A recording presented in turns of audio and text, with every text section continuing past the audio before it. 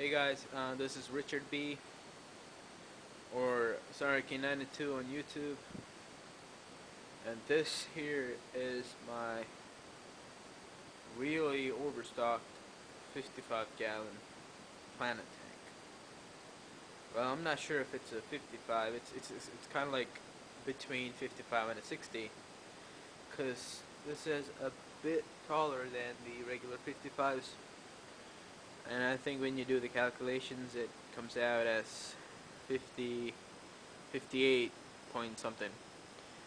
So I just call it the 60-gallon, you know. But anyways, I'll just give you a little. Those are my male boesemanis, and I think the boesemani are laying eggs right now. I'm not sure because I saw these guys feasting on something down in the moss, but who knows? They lay eggs very often, so I don't know. And I actually have a couple of fries that I managed to save, because every time they lay eggs, they get eaten right away. And so and last time what I did was just as soon as they laid the eggs, I just cut out all the moss in there, put it in another tank, and within a couple of days I had like 20, 30 fry. And after a few weeks now, all I have is 4 left. So and I was not feeding them anything else. A lot of people told me to feed them brine shrimp, but I did not. I just fed them the powder flake things, but I did manage to save 4 of them. So that's them there. So yeah, I think they're laying eggs still. Anyways, so yeah, there's my only angel left.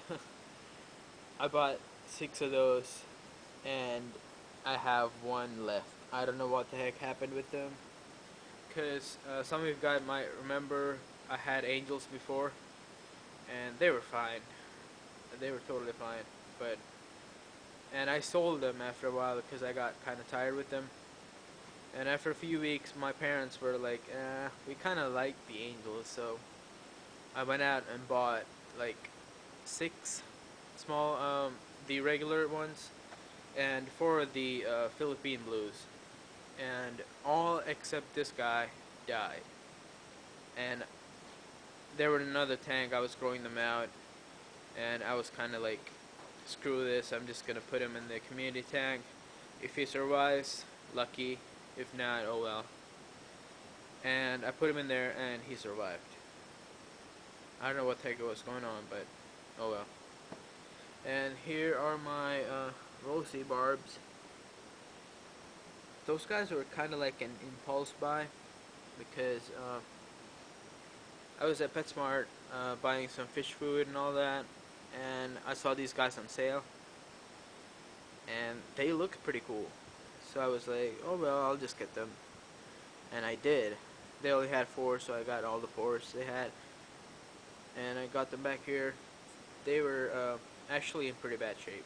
I mean, they looked cool in the tank, but when I got them back here, I saw like they had a lot of scales missing, and one of them was kind of drowsy. So I don't know what the heck was going on with him. I thought he might have some kind of disease or something, but fortunately he did not. A couple weeks later, he was totally fine, eating good and all that. So, and here's my other rainbow, an Australian rainbow, and his girls. And the Australian rainbows, I have 1 male and 2 females. The boesemani, I have 2 males and 1 female. They don't really mind it much. They just chill. So I think it's all good. There's the roseline shark. Some people call them the Denisoni barb. They are from India, and that's where I'm from as well. And I remember catching them as a kid back in India with my friends.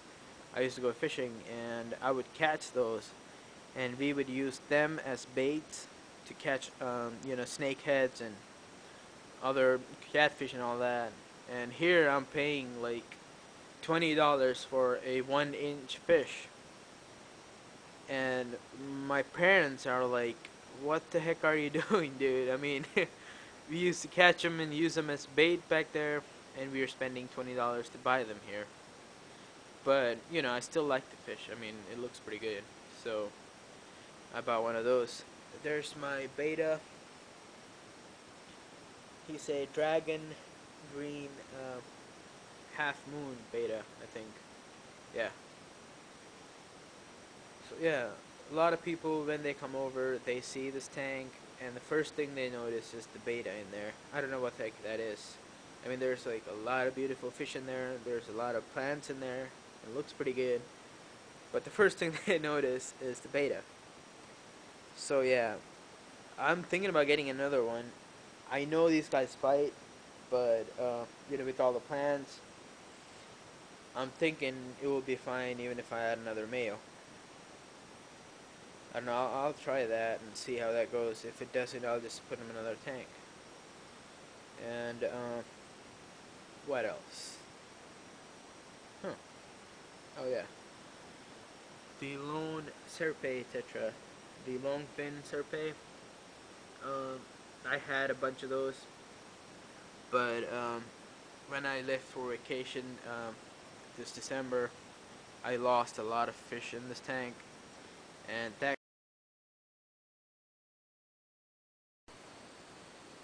sorry about that, guys.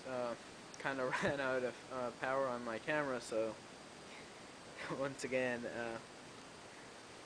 so yeah, I was talking about the longfin serpae and how I lost everyone else while I was on vacation.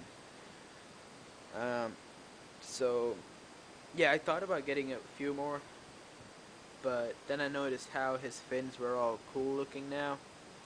Before, when I had a few more, they would constantly nip at each other, and the fins stayed pretty short.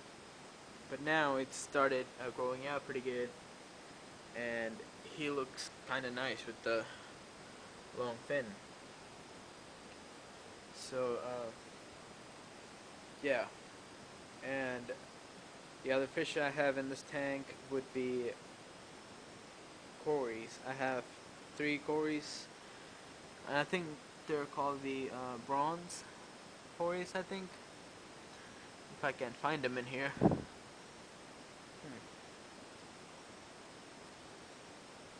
I guess I won't be showing them to you guys yet. But oh well. I mean, they would usually be down here eating something, but they're not.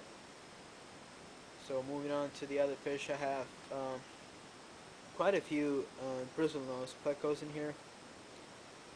I have, I know for sure I have 1 large male and 2 females. And one of the female lays eggs constantly. They just have kids all the time. And I think the male is guarding his eggs right now. There's like a little cave under that right there, the driftwood. And the male sits in there fanning his eggs all the time. And I would have like tons of bristlenose fry, but most of them usually just get eaten by the other fish. And there will always be like a couple survivors. And there's this, oh wait, you can't see it. This camera sucks. So yeah, there's a fry right under it. I mean, you know, it's just a bit dark in there. And there's my kuhli loach. I have 2 of those. Just a second, let me grab a torchlight and actually kind of show you my bristlenose. Just a second.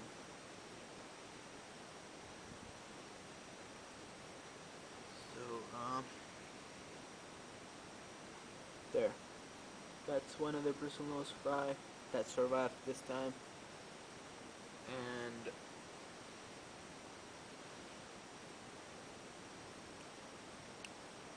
there's the male bristlenose probably guarding his eggs. Let me see. Nope. He doesn't have any eggs yet. So he's just waiting for the female, I guess. What they do is male waits at the cave. Female comes around. He kind of gets her into the cave, and stuff happens. They lay eggs. So, and the female just leaves the eggs. That's all the female does. Just lay the eggs and just walk out of there. And the dad takes care of all the eggs until they're free swimming, and they just just get out of the caves. So it's kind of like twisted usually, because most of the species, the females take care of the babies, but this one the males do. And what else? That's about it. I actually got a new kind of pleco in here. Only if I can find him. He looks pretty cool. He's a short fin calico bristlenose. Not many people have them. I mean, none of the regular stores do. But there's a guy close to my house that breeds them. And I was there to pick up the Venestus and saw these guys, and I was like, I need to get one of these, and I did. But as you know, with most plecos, they hide most of the time, so you guys might not see it this time, but I'll definitely show him to you guys sometime. So I think that's about it, man. I'm still kind of getting used to making videos and talking in it, so if I make any mistakes, if I'm boring you guys, please forgive me, and forgive me my accents, because I'm not a native speaker, so I will make mistakes with the language, and please forgive me. There's my other pleco, a bulldog pleco, some people call it. Some people call it the pit bull pleco, some call it the rubber lip. Whatever you call it, it's a cool one. So, that's about it. I'm not gonna do a species thing on all the plants yet. I mean, definitely I'm gonna do it, but that's gonna be different videos, because I'm gonna be talking about all the species I have, how I got it, when I got it, how fast they have grown for me, all that kind of good stuff. So that's about it. See you guys later.